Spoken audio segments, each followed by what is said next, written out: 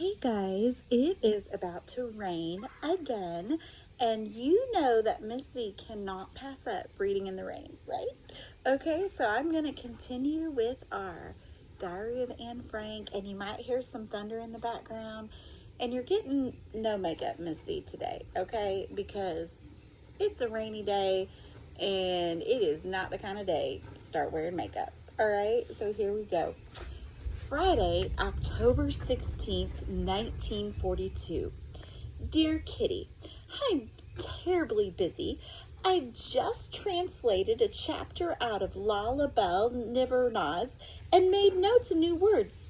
Then a perfectly foul math problem and 3 pages of French grammar. I flatly refuse to do these math problems every day. Daddy agrees that they're vile. I'm almost better at them than he is, though neither of us are much good and we often have to fetch Margot. I'm the furthest on of the 3 of us in shorthand. So guess what, guys? It sounds like they are doing AMI work all the way back in 1942, even though she was in hiding and they had to hide from Hitler and the Nazis. She had to do her homework, just like we do, okay? Yesterday, I finished the assault. It's quite amusing, but doesn't touch Jupe T. Hole. As a matter of fact, I think Sissy Van Marks is a first-rate writer. I shall definitely let my children read her books. Mommy Margot and I are thick as thieves again. It's really much better. Margot and I got in the same bed together last evening, and it was frightfully squash. But that was the fun of it. She asked if she could read my diary. I said yes, at least bits of it. And then I asked if I could read hers, and she said yes. Then we got on to the subject of the future. I asked her what she wanted to be, but she wouldn't say and made a great secret of it. I gathered something about teaching. I'm not sure if I'm right, but I think so. Really, I shouldn't be so curious. This morning, I was lying on Peter's bed, having chased him off of it first. He was furious with me. Not that I cared very much. He might be more friendly with me for once. After all, I did give him an apple yesterday. I asked Margot if she thought I was ugly. She said that I was quite attractive and had nice eyes. Rather vague, don't you think? Till next time, yours, Anne. Dear Kitty, my hand still shakes, although it's 2 hours since we've had the shock. I should explain that there are 5 fire extinguishers in the house. We knew that someone was complaining to fill them, but no one had warned us when the carpenter, or whatever you call him, was coming. The result was that we weren't making any attempt to keep quiet until I heard hammering outside on the landing outside of our cupboard door. I thought of the carpenter at once and warned Ellie, who was having a meal with us, that we shouldn't go downstairs.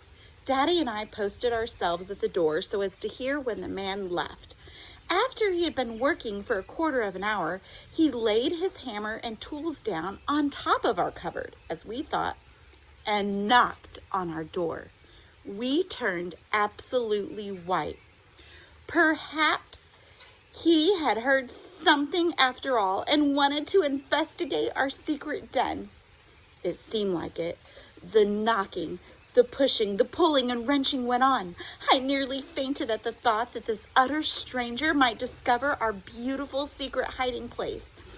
And just as I thought my last hour was at hand, I heard Mr. Kufius say, "Open the door, it's only me." We opened it immediately. The hook that holds the cupboard, which can be undone by people who know the secret, had just got jammed. That was why no one had been able to warn us about the carpenter. The man had now gone downstairs, and Kufius wanted to fetch Ellie, but couldn't open the cupboard back up again. It was a great relief to me, I can tell you.